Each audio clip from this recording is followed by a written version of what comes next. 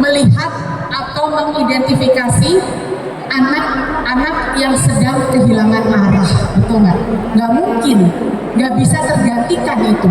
Maka dari itu peran ibu dan bapak lah yang paling penting menjadi penjaga untuk rasa kemanusiaan itu, ya. Jadi nggak mungkin bisa tergantikan dengan AI. Meskipun AI tetap sangat membantu dan mengubah cara belajar secara radikal saat ini. Boleh next, Mas? Kalau dilihat sebenarnya tantangannya tuh bukan hanya di teknologi, tapi dari cara kita berpikir, betul nggak? Dulu guru tuh di depan ya Bu ya, guru di depan menjadi yang serba tahu, menjadi yang memberikan informasi. Di zaman sekarang udah nggak mungkin lagi seperti itu, ya. Guru menjadi mengkurasi informasi-informasi yang ada, guru menjadi fasilitator, iya, ya. Dulu kita merasa semua anak harus sama. Sekarang kita menyadari nggak bisa lagi seperti itu, ya. Apalagi di PAUD, apalagi di SD gitu ya. Betul.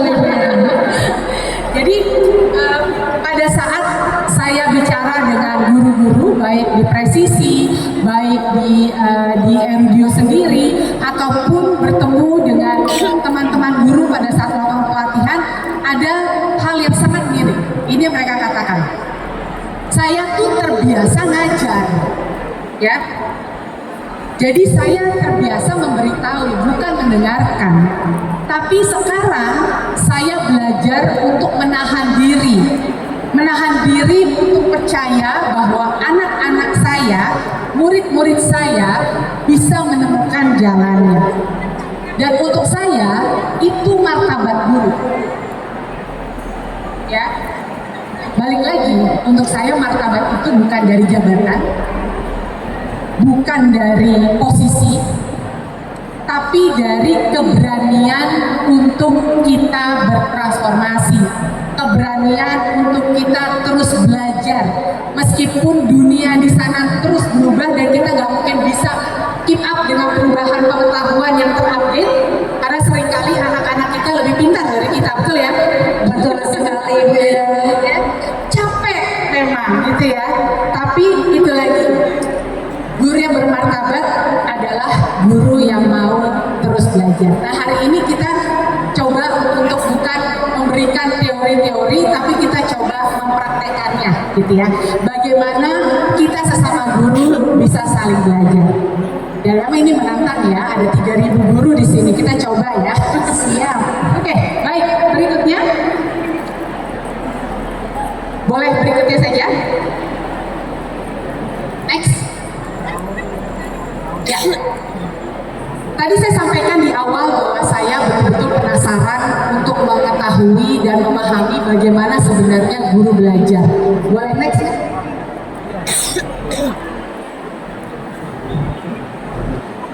Ya, jadi saya melakukan penelitian. Untuk yang tertarik nanti dengan paper tersebut boleh saya bagikan, dan saya juga ada bukunya, tapi bukunya di launching Juli kemarin, tapi sudah habis. Nanti bagaimana kalau misalnya saya nanti berkoordinasi untuk bisa berbagi sama guru-guru di Magetan. Ini yang saya akan bagikan hari ini ya, bahwa ternyata bentuk belajar yang efektif dan bermakna, kami menyebutnya reciprocal relational learning. Susah banget ya. Tapi mudahnya ini adalah belajar timbal balik berbasis relasi. Karena reciprocal itu kan timbal balik ya. Oke? Nah, ini yang saya sampaikan di depan. Observasi yang saya lihat bagaimana guru-guru itu duduk di bawah kadang-kadang, di pojokan-pojokan sekolah, saling ngobrol, dan justru dari obrolan-obrolan itulah banyak hal yang terjadi, banyak hal yang sebenarnya dipelajari. Tidak ada PowerPoint, tidak ada pelatihan, tidak ada dokumen-dokumen resmi, terjadi secara natural. Nah, itu yang sebenarnya saya mau bagikan kepada ibu dan bapak. Apa yang bisa membuat lingkungan di tempat ibu dan bapak atau ibu dan bapak bisa memulai untuk belajar dengan cara timbal balik berbasis relasi ini.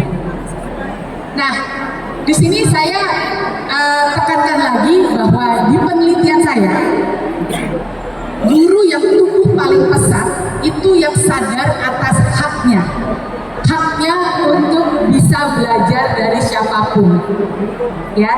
Lalu kemudian yang terpenting lagi, guru tersebut menjalankan kewajibannya untuk berbagi pengetahuannya kembali.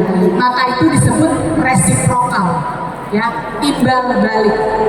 Disitulah untuk saya martabat seorang guru terasa hidup, karena mereka belajar memperlakukan satu dengan lainnya dengan rasa hormat, satu dengan lainnya saling mendengarkan, sehingga muncul keberanian untuk mencoba hal-hal yang tadinya mungkin gak berani dicoba sebelumnya.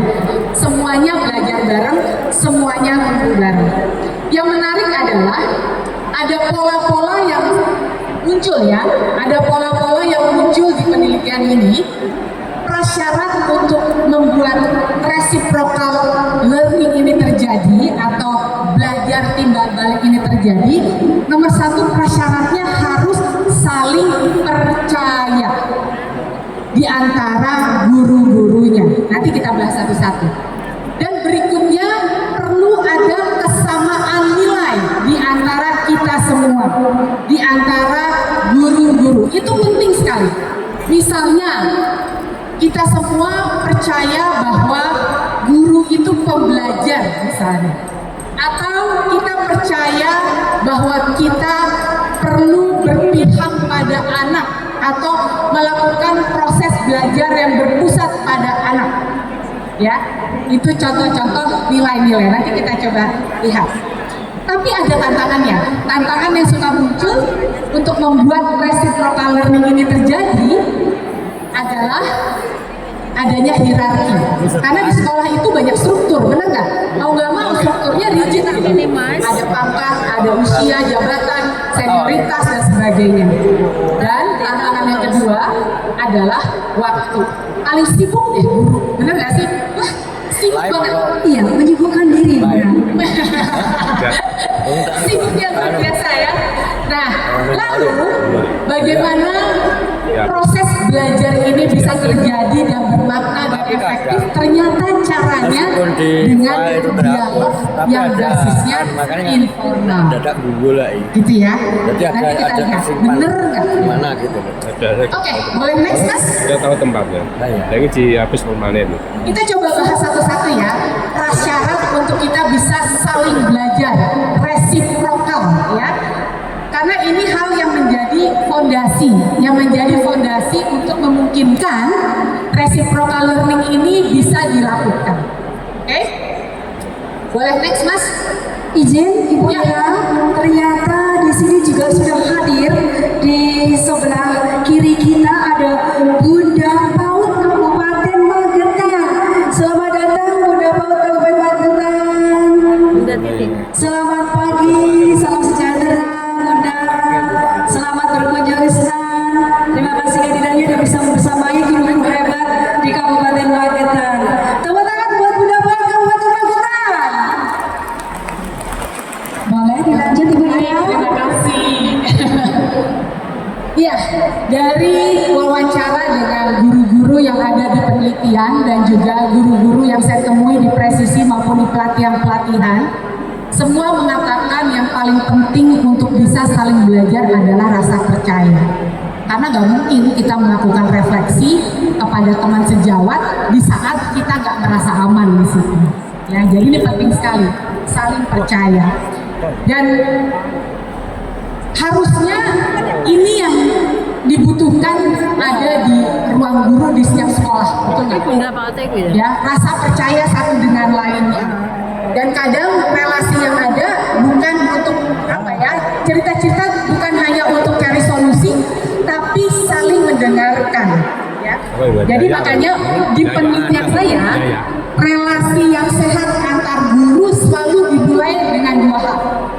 Yang pertama, berani terbuka, ya, berani untuk menunjukkan kerentanan, ya. Kalau bahasa anak sekarang mau berani menunjukkan vulnerable, rentan, ya. Lalu kemudian dari situ kita perlu melihat atau memandang rekan sejawat kita itu bukan sebagai pesaing, tapi sebagai sama-sama pembelajar. Nah, itu hal yang penting. Nah, kalau kita kembali ke hak dan kewajiban, seperti yang kita bahas menjadi tema besar hari ini, kita punya hak untuk merasa aman di lingkungan kita. Betul ya? Betul, Ibu Ira. Dan kita punya kewajiban untuk memberikan rasa aman itu kepada guru yang lain. Oke? Boleh next? Nah, saya sekarang pengen tahu nih.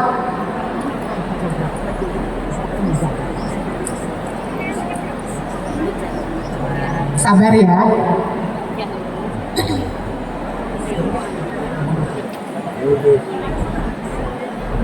Oke. Boleh next, Mas?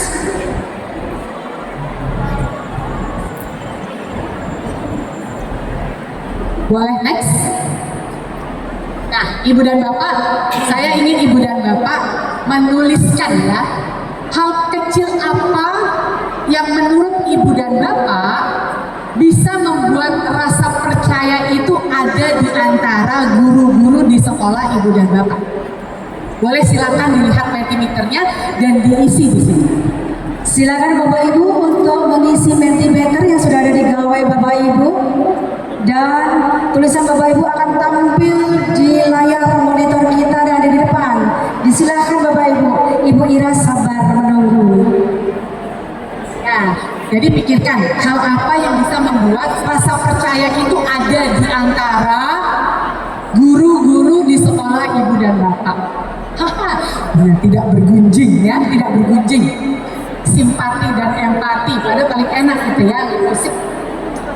Oke, dikasih tanggung jawab sesuai kemampuan. Punya satu tujuan luar biasa. Apresiasi, saling menyapa, mendengarkan curhatan teman. Boleh di geser-geser mungkin ya.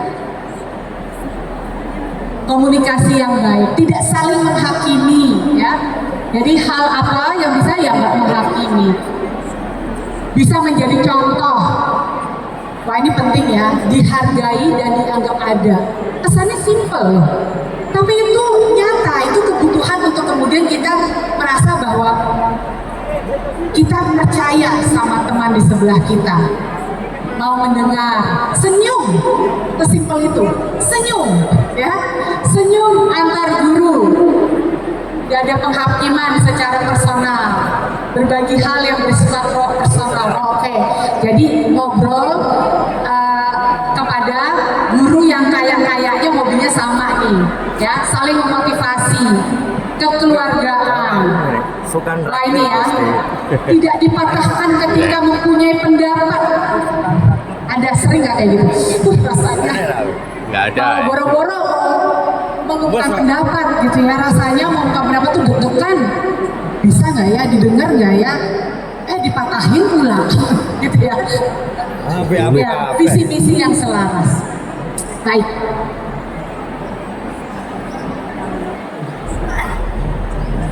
Jadi kalau Ibu dan Bapak membaca semua ini hal-hal yang nggak luar biasa loh, benar nggak? Mungkin bisa dianggap sehari-hari, tapi bisa mengubah ya, bisa mengubah bagaimana interaksi terjalin, interaksi bisa terjadi secara nyaman dan semuanya merasa aman. Saya mau bacain sedikit saja ya, potongan cerita dari guru yang ikut di riset saya. Guru ini bilang bahwa saya tuh sempat ngerasa gagal. Anak-anak di kelas saya kayak gak nyaman.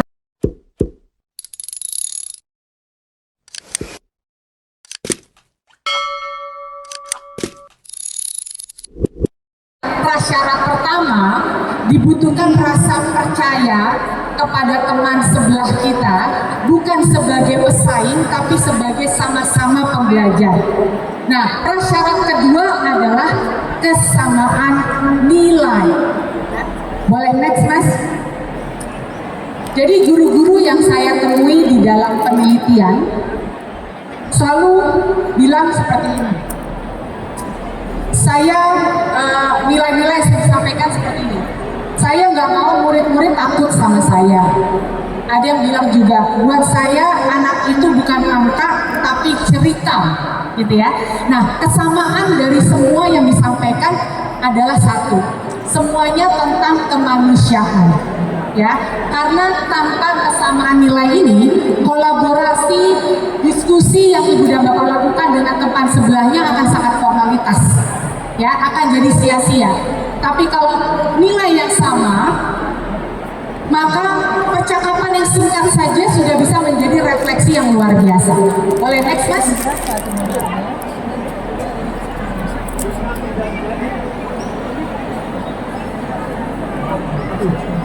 Lama ya? Sabar Bapak Ibu. Tapi karena lama saya jadi bisa punya waktu untuk kepas-kepas dulu. Pasang ini nggak ada ya di situ. Oke, boleh next, Mas? Nah, saya ingin tahu, sekali lagi, saya pengen tahu apa sih nilai-nilai yang dipegang oleh ibu dan bapak guru di Magetan. Silakan tuliskan di Mentimeter brand Bapak. Silakan Bapak Ibu untuk menuliskan nilai apa yang selalu saya pegang sebagai guru hebat Magetan. Nilai apa yang selalu saya pegang, prinsip apa yang selalu saya pegang sebagai guru.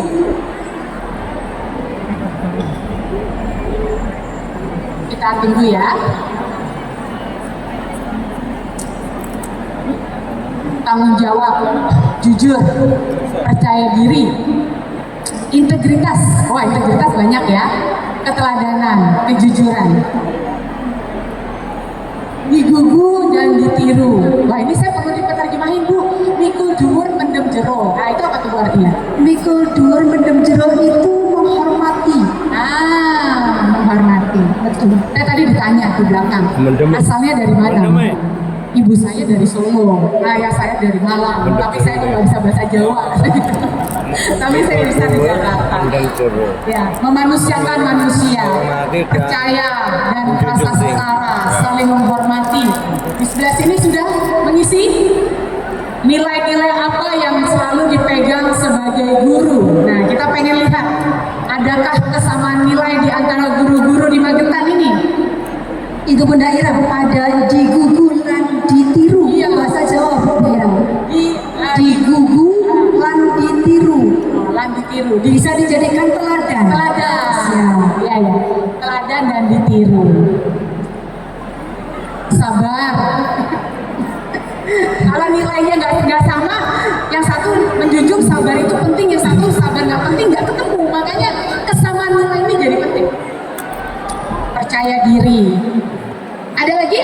Ini ada 3.000 loh, yang masuk baru berapa? Baru 300. Oke. Ada lagi yang mau mengisi? Oke. Kalau dilihat di sini, coba Ibu dan Bapak lihat dan baca. Apa kesamaan nilai-nilai yang ada di guru-guru, wajah-wajah guru-guru Magetan ini loh? Ya. Guru-guru di Magetan menjunjung kejujuran. Guru-guru di Magetan menjunjung keteladanan, percaya diri, disiplin, berakhlak baik, profesional. Semuanya benang merahnya terkait dengan kemanusiaan, betul nggak? Betul. Ya. Jadi kalau ditanya, mungkinkah Ibu dan Bapak di sini belajar melalui reciprocal learning tadi? Mungkin, karena nilainya sudah sama. Ya, jadi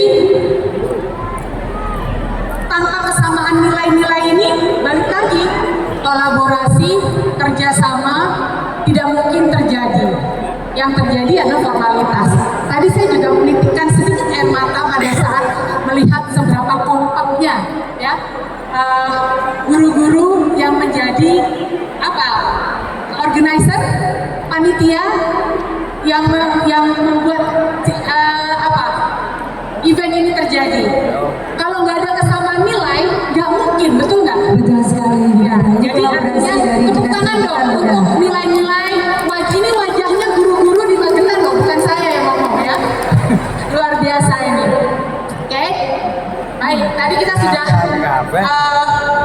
mengetahui prasyarat untuk memungkinkan kita belajar dari satu dengan lainnya, rasa percaya, kesamaan nilai, nggak ada masalah, ya nggak ada masalah. Boleh selanjutnya kita akan membahas tentang tantangannya, ya. Tantangannya untuk membuat ini semua terjadi, yaitu hierarki yang tadi saya sampaikan. Ini tantangan terbesar dari hampir semua guru yang saya ajak ngobrol. Karena di sekolah itu ya semuanya struktur, hierarki, betul nggak? Ya kan? Mereka mengatakan bukan saya nggak mau belajar, tapi saya sungkan, gitu. Yang muda merasa siapa saya? Ya, betul. Ya. Yang lebih senior merasa nanti kalau saya ngomong saya dibilang sok tahu. Basisnya saling menghormati, ya. Yang ada adalah guru saling menghormati, tapi tidak saling berbagi. Kalau memang hierarkinya ini masih ada, meskipun hierarki secara struktur tidak bisa diubah, karena strukturnya udah seperti itu, organisasinya sudah seperti itu. Tapi yang bisa dilakukan adalah kita menghidupi sistem tersebut, ya.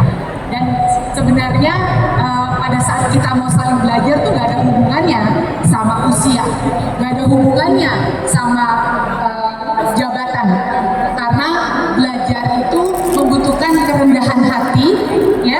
Bisa belajar dari siapa saja. Siap, udah. Iya. Dan kalau kita bilang guru yang bermartabat atau sekolah yang hidup, dilihat bukan belajar secara vertikal atau horizontal, tapi saya melihatnya lingkaran. Semua saling melihat, semua saling mendengar. Boleh next, Mas? Sekarang pertanyaannya, strukturnya udah serigid itu, terus gimana caranya? Saya bisa membuat percakapan yang setara. Ya, boleh next, Mas? Nomor satu, kita nggak mungkin membuat rasa setara itu menjadi peraturan. Peraturan sekolah semuanya harus setara, nggak mungkin bisa. Karena semuanya basisnya dari dalam. Nomor satu, berangkat dari diri kita untuk melihat cara kita melihat teman guru kita yang kemudian perlu dari awalnya dari situ. Bagaimana kita melihat, memandang teman guru kita. Jadi saya tahu di Magelang ini sudah banyak komunitas belajarnya ya Bu ya. Siap. Ada KKG, Ya, betul. ada apa lagi? MGMP, MKS, MKKS, 3S. ya sudah ada komunitas belajarnya. Yang perlu diubah bukan struktur pertemuannya mungkin, tapi rasa di dalamnya. Bayangkan di pertemuan guru atau apa di sini ada meeting ya, meeting guru. Bayar tunai apa anu? Di situ bukan hanya pelaporan, tapi bagaimana bisa menjadi ajang semua guru bisa saling menyampaikan apapun yang ada di pikirannya dengan rasa aman dan jujur. Bayangkan kalau misalnya rasa dari pertemuan itu agak sedikit untuk diubah, gitu ya. Karena itu yang sebenarnya bisa dimulai dari diri kita. Kita nggak pernah bisa menunggu struktur atau sistemnya yang berubah, tapi dari kitanya yang perlu berubah. Apabila memang situasinya seperti itu, ya tadi ya, yang senior merasa didengar, yang masih muda nggak lagi sungkan untuk menyampaikan pendapatnya. Nah, kita coba ya, bisa nggak di guru-guru Magetan melakukan bagaimana menghidupkan sistem yang sudah mungkin terstruktur untuk membuat hierarki atau apa ya istilahnya hubungan dan interaksinya menjadi nyaman dan aman. Boleh next, Mas? Silakan balik ke Mentimeter. Boleh next?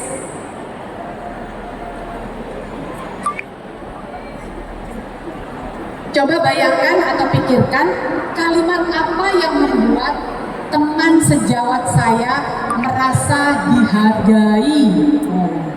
Kalimat seperti apa coba? Boleh next mas?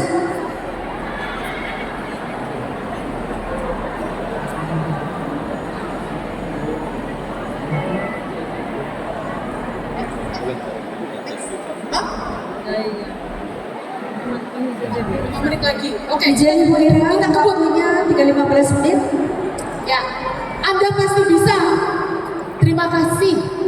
Anda Kalimat kok. luar biasa, Kayak bener keren. kalimat. Anda luar biasa itu. Maaf, tolong dan terima kasih. Ibu Maaf, keren, tolong. terima kasih. Ya, ini tanda tadi saya sudah diingatkan 5 menit lagi katanya ya.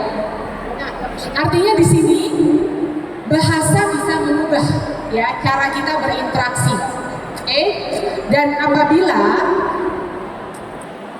bagaimana ini semua kemudian disadari dan kita saling menghargai sehingga kemudian hierarki-hierarki yang ada di sekolah ini bisa disikapi dengan bagaimana cara kita merespon, bagaimana cara kita mendengar. Nah ini jadi penting ya, karena balik lagi hierarki atau strukturnya nggak mungkin bisa diubah.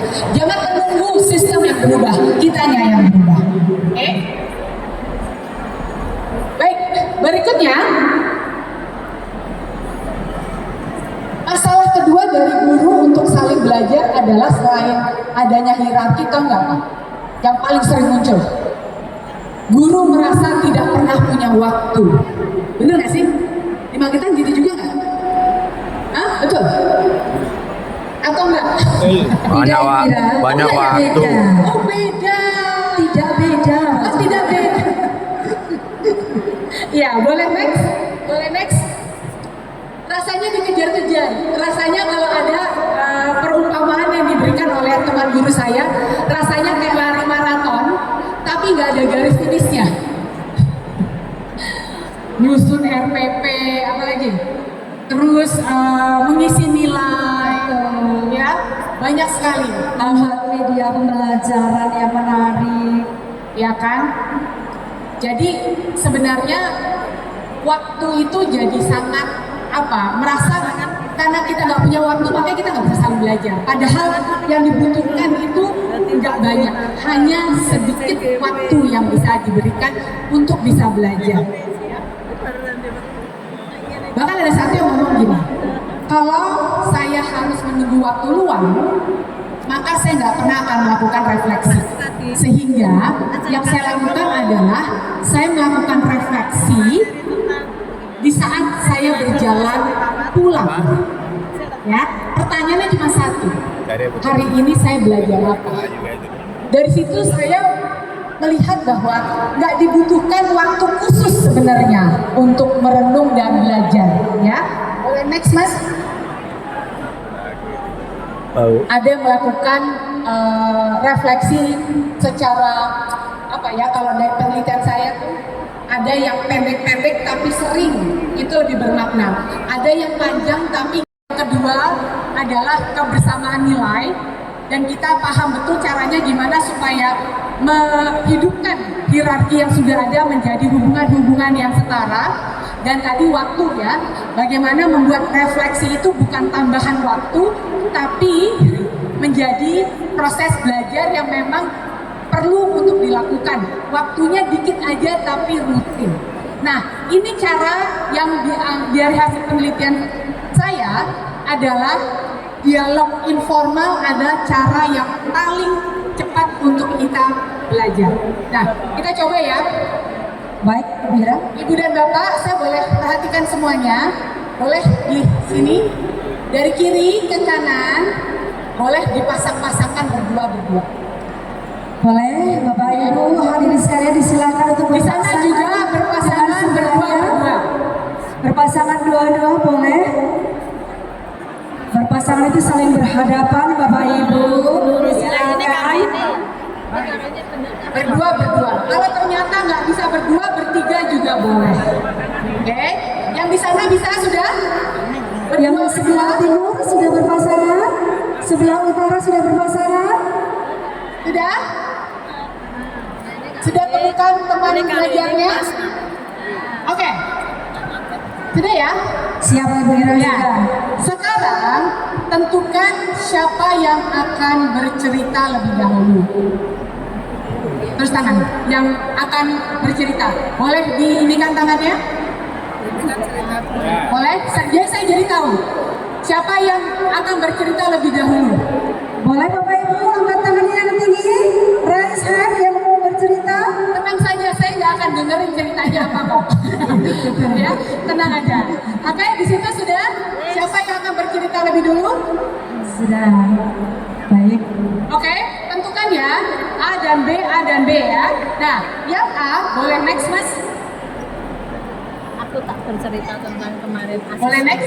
Ya ini. Oke. Perkenalkan yang menjadi pencerita pertama ya. Perkenalkan diri, siapa nama, di mana mengajar. Kalaupun sudah kenal nggak apa-apa, diulang lagi ya.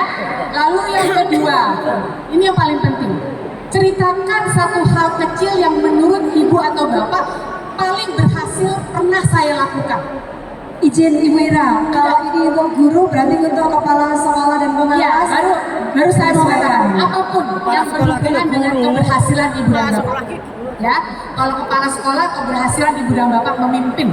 Ya, kalau guru keberhasilan di kelas, apapun itu. Dan berikutnya adalah satu hal yang masih ingin ibu dan bapak ketahui lebih lanjut. Siap? Ya, yang pertama bercerita, yang orang kedua dengerin sepenuh hati. Dengerin apa?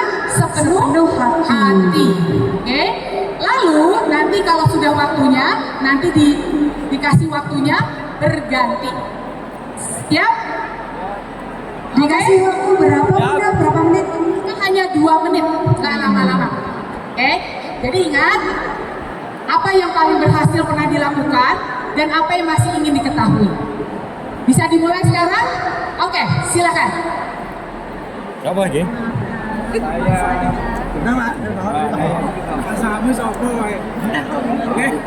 Di video. Cerita. Oh iya. Nah, cerita. Saya bernama Joko Margono, bekerja di SMP 2 Panean. Sesuatu yang sangat berkesan bagi saya, yang saya anggap lumayan luar biasa, yaitu mengangkat semua kepercayaan diri dari Bapak Ibu guru. Menandai, pertama ketika kita menyuruh Bapak Ibu guru yang katakanlah mungkin junior ini untuk tampil, mereka biasanya mengatakan saya nggak bisa, saya nggak berani dan sebagainya. Tapi dengan model strategi kepek itu, 1 menit lagi ya. semuanya tergilir menjadi pimpinan, panitia, atau koordinator apa saja, secara langsung itu mengangkat kepercayaan diri teman-teman. Dan itu sudah berjalan selama 4 tahun. Sehingga kegiatan apapun, kepala sekolah sudah tidak menunjuk ini lagi langsung muncul. Oke. Halaman. Raketenan toh? Oke. Raketenan. Sekarang berganti. Ya, gantian. Ceritakan hal yang paling berhasil selama ibu dan bapak menjadi guru, jadi kepala sekolah, pengawas, penilik, dan selanjutnya apa yang masih menjadi pertanyaan. Silakan. Satu Sukomoro. Hal kecil yang mungkin pernah saya lakukan. Boleh Bapak Ibu berganti di sekolah peran? saya, yaitu bagaimana teman-teman guru itu bisa memiliki kesadaran di dalam masuk di jam pertama, karena jam yang pertama itu adalah jam yang sangat rawan sekali. Ketika anak-anak sudah bel berbunyi, ketika jam pertama itu beliau atau guru-guru tidak masuk, itu menjadikan pembelajaran tidak kondusif.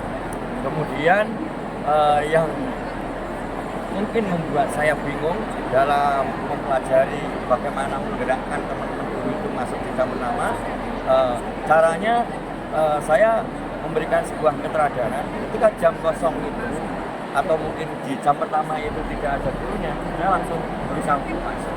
Nah, begitu saya menuju ke koridor kelas, kemudian saya masuk ke kelas. 1 menit, 30 detik lagi nih. Guru itu terinspirasi. Silakan, Apakah itu takut ceritakan. atau apakah itu merasa malu atau gimana. Yang penting saya ingin bagaimana Bapak Ibu guru itu jam pertama bel berbunyi langsung. Baik, cukup Ibu Ira. Oke, baik. Terima kasih.